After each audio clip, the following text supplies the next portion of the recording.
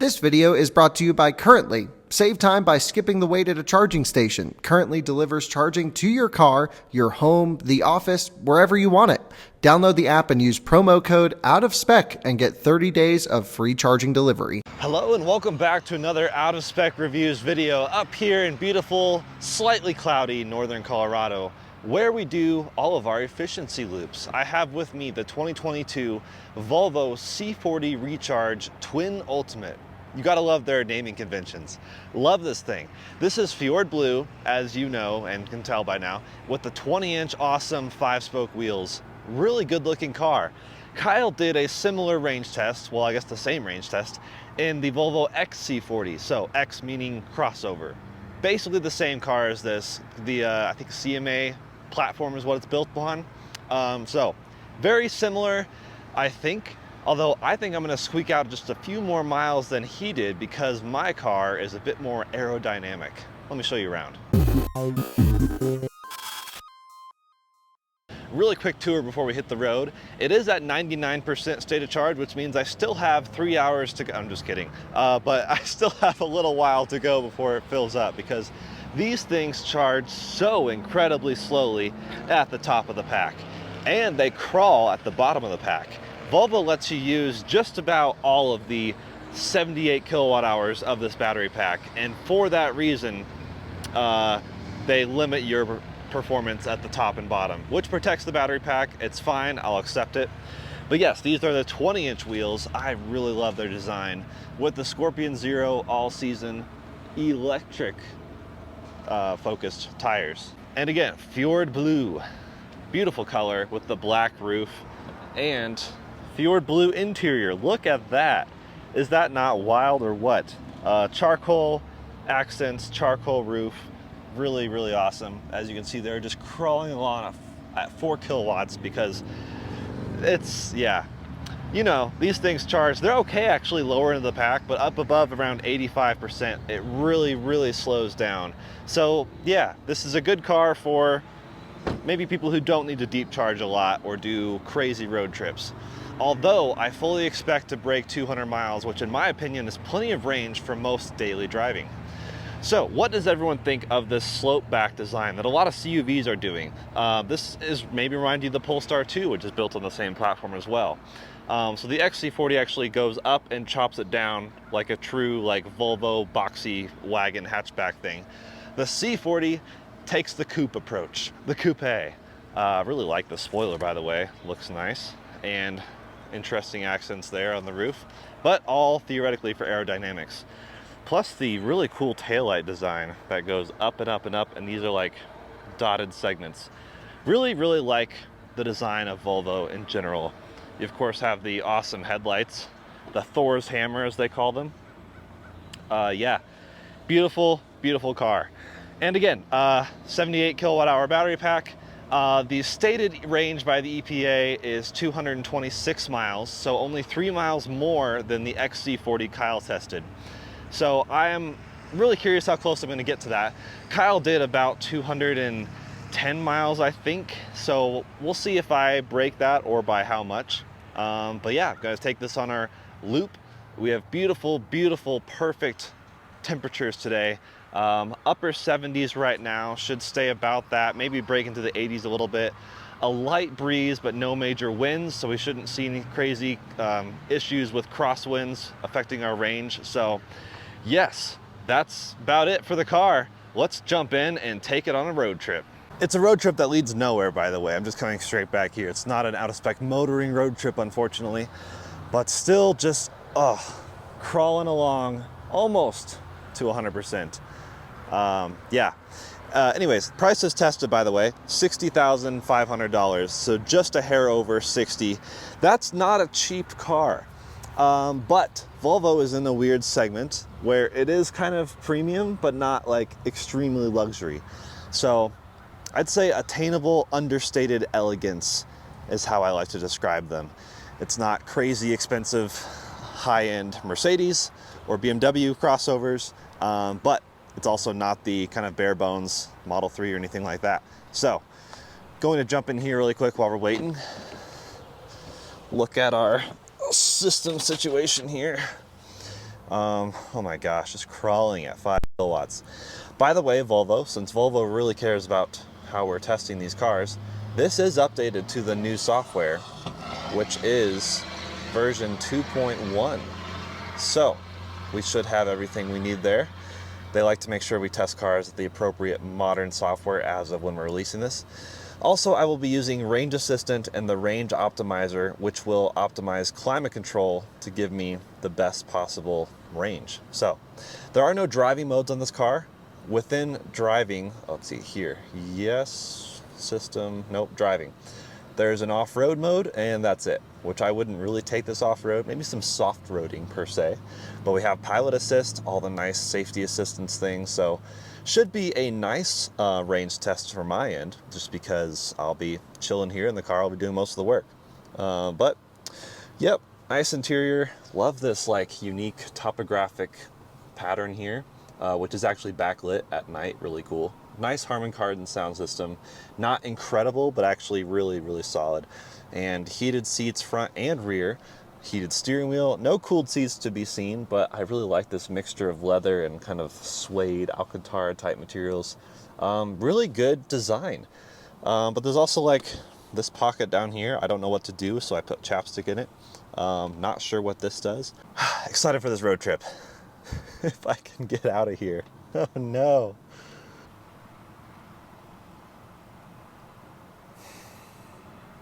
I've been sitting here for so long.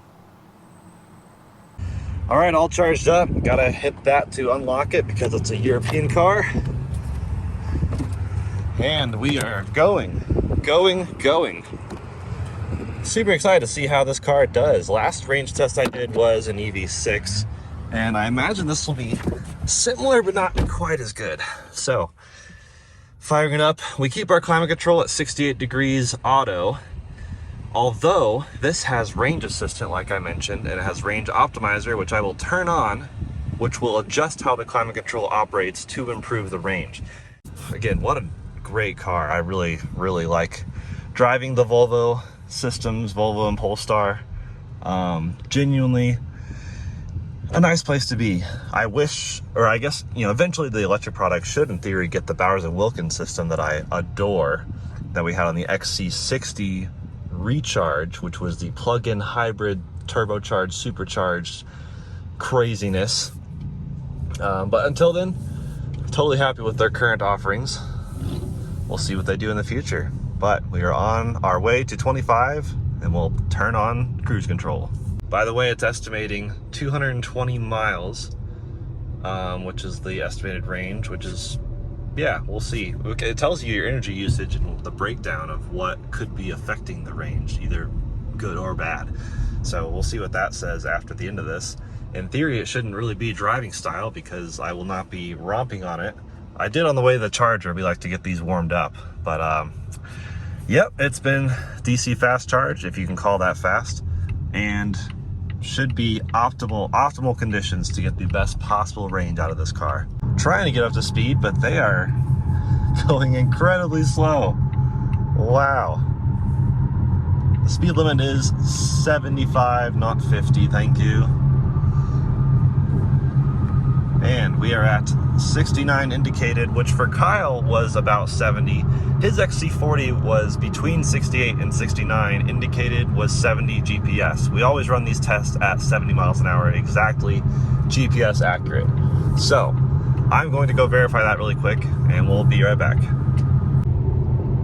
So as I suspected, it's the exact same issue that Kyle ran into. Not really an issue, it's just calibration. But 68.5 is the GPS accurate to 70, just like what Kyle experienced in the XC40 Recharge.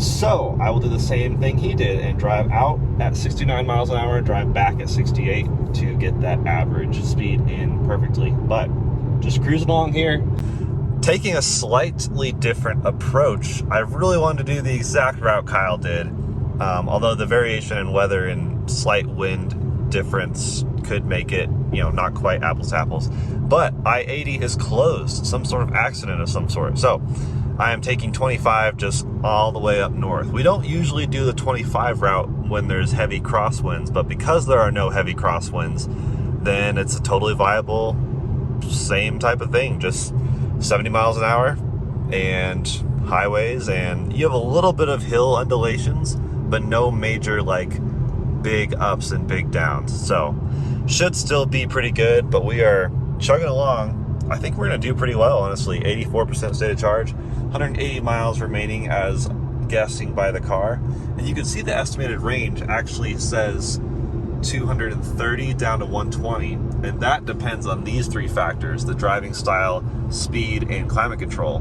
So right now you can see speed is pretty high up there. I think you can squeeze out the highest range estimate, which when I left was like 270 miles.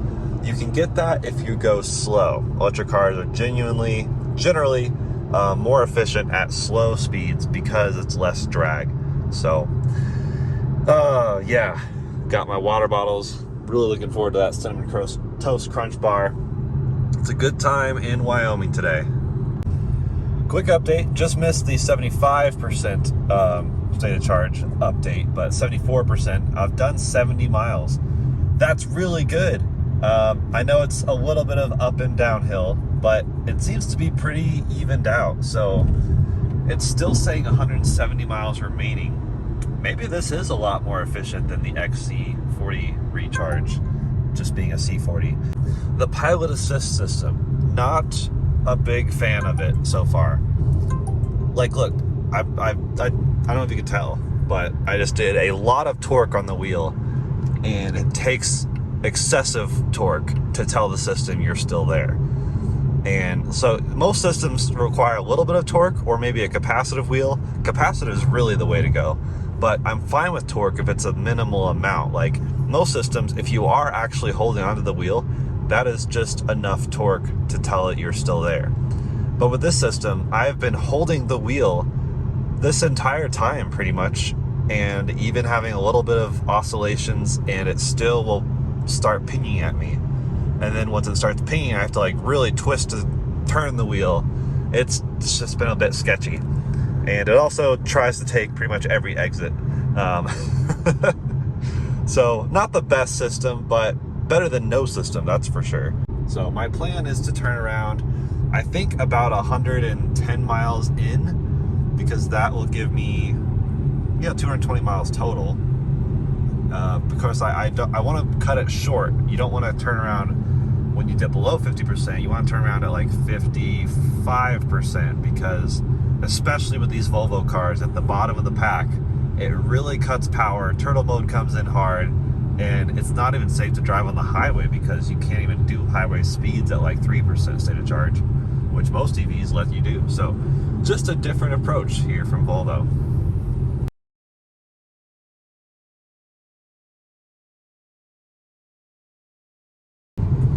All right, and we are at a good turnaround point, which interestingly enough, the GPS of the system did not recognize this exit. Not sure why, but theoretically I could turn around here, and I'm at 59% state of charge, 110.6 miles. The car thinks I've been consuming 31.5 kilowatt hours per 100 miles, so 315 watt hours per mile. Which seems pretty good. Genuinely better than the XC40 Recharge that Kyle tested. But just a nice, easy turnaround here. Yep. Oh, that's easy, yeah. Not sure why it's using Google Maps. This is, again, an Android system. Not sure why they didn't recognize that I should use this stop. It has it marked as red, but there is literally nothing stopping me from taking this.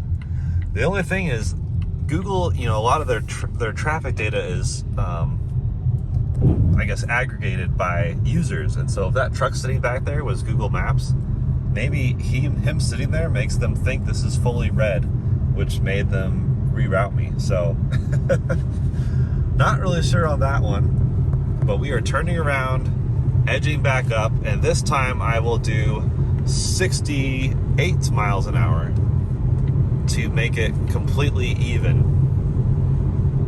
68, there we go. So now the total average should be exactly 70 as verified by GPS. And I am looking here at the route, it says I will arrive with 5%. So yeah, they really didn't see that turnaround there. I don't expect I'll actually ride with 5%. It'll probably be more like 10. So I will have some energy to kill, which I'll just do another turnaround if I need to. But I really wanted to lean towards the safety side of not being on the highway when this hits 3%, because turtle mode absolutely kills this thing once again. So just going to head back down, keep fighting with this pilot assist cruise control situation. And by the way, that bar was delicious through the wrapper in this trash can. Love the trash can, honestly, huge fan. Wish more cars had that. Just passed 50% state of charge, and I have done 127.9 miles. Really pretty impressive. Gosh, that steering reminder thing is wow. This is where my hand sits. The weight of my hand pulling down the steering wheel a bit still goes off. This is now saying 4%, so 84 miles back to the gas station. I route to the gas station because, not the charger, because the car would precondition and potentially use more juice preconditioning. Normally people would just precondition, but this we want to just see purely what the car can do, 100 to 0. Here we are at 25% state of charge, and still Wyoming. This is a little concerning though. This has dropped down to 2% arrival estimate, although it's oscillated between 2 and 3 a couple times, so it's hard to say how good the guesstimate is. We do have 47 miles to the destination, and yeah, that just shows how much wind has effect on it. There's not a lot of wind, but what I had as a tailwind going up is now kind of the headwind going back. I'm feeling okay about it, but I am keeping in mind that Kyle has the F-150 Lightning right now, which does have Pro Power on board. And if I get stranded because of crazy wind storm out of nowhere, I'll just call him up and be like, hey, come rescue me, and film it. So here we have the range estimate, which came into play at 30 miles remaining, and then it jumped down to 25 and then 20. So they do 10-mile increments until 30, and then they do 5-mile estimate increments until 20. I think below 20 is when they start doing individual numbers, or is that maybe single digits? I'm not sure, but 11% state of charge. You'll also see up there the power meter has started to change, and it's very gradually growing. So that's basically power they're restricting from me before we even hit 10%. And over here on this center display is, 4% remaining. And it says 17 miles to my destination. Of course, the range over here, I freaked out at first because this said 37 miles to the destination, and that said 30. And I was like, oh, that's a pretty big difference. But it was like 30 rounded down. Just got the reduced power due to low battery charge, which basically means it hit 30%. So now I have 30% of the normal power, which is funny because it reduced it way before 30%, but I guess that's when it finally clicks on. And that's also when the turtle pops up. So 9% state of charge, 15 miles estimated remaining. Okay in the power, but you can see it's creeping down. It's already gone past that bar now. So I'm gonna hit okay and just keep swimming. Just hit 5% now as we are approaching the exit for our usual charging station, but not going to actually stop there. Low range, do you want to find a charging station? No. I know what I'm doing.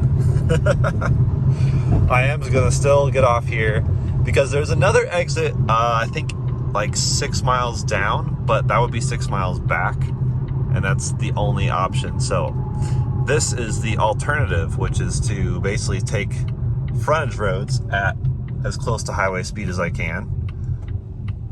And then you can see the range meter itself has now turned red. So it's really thinking it's getting intense.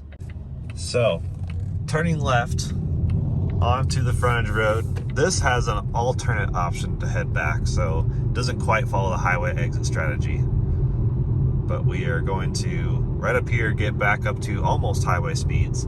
It's a nice thing about these frontage roads. But, and I'm gonna keep track and see what this says. because it's just going to keep rerouting me and tell me what my new state of charge will be at the end.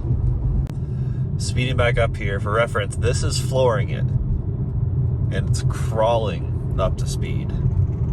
So that's what 5% does. It gets even worse when you get lower, down to, as we've mentioned, the danger zone, which is, yeah, just outright scary on these cars. But turning back on the frontage road, creeping up to speed, it's pretty bad. 3% state of charge brought the range down to single digits, which is when it's finally counting down individual numbers. And over here we have, yeah, we should have enough. 8 miles estimated, 4.6 miles to the charger. So I'm basically taking this quick little detour. I'll just pop down to 1% state of charge. This will plop me over to the other side onto my final ascent to the charger, capturing some very necessary regen right here. Try not to lose much speed because it's impossible to get back up to speed. This is absolutely wild how much this is limited. Again, it is to protect the battery pack, but I don't know, I'd hope they, maybe in future products, put in a little bit bigger battery, which might allow for a better buffer on the top and bottom, which might allow for better charging and low battery pack range.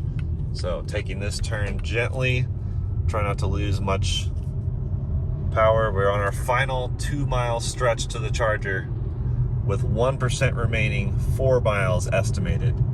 This is how we like to do it, folks. We've done almost 220 miles, so already beat Kyle's XC40 Recharge, which is not surprising, but that just shows basically the aerodynamics of this car's benefits. Just hit 0% state of charge, range 2 miles remaining, but just 1 mile left to the charger. Oh boy, turtle mode. Down to 1 mile of range. That is an empty battery bar, ladies and gentlemen. Half mile to go. Capturing a little bit of regen right there. Here we are at the come and go. Creeping in. Nice murdered out Maserati right there. And yeah, it's barely moving at all. This is proper range test. Right, well there we have it. 0%, maybe a mile of range left, if that. But we don't want to push it too hard on this car because I literally think it would stop moving at some point. And 221.9 miles, so nearly 222. Right, well, thank you so much for watching another Out of Spec Reviews video and the range test of the Volvo C40 in Fjord Blue. Love Volvo colors, pretty much all of them. Yeah, 222 miles, yours makes no difference. That's pretty solid, just a bit more than the XC40 Recharge, which is exactly what we expected. And again, beautiful testing out here. Had a little bit of a headwind and a tailwind, which basically counteracted themselves. A little bit of up and down hills, but yeah, that's about as good as you can with real world and scientific testing. So let us know what you think of the Volvo C40 Recharge. I keep getting them confused.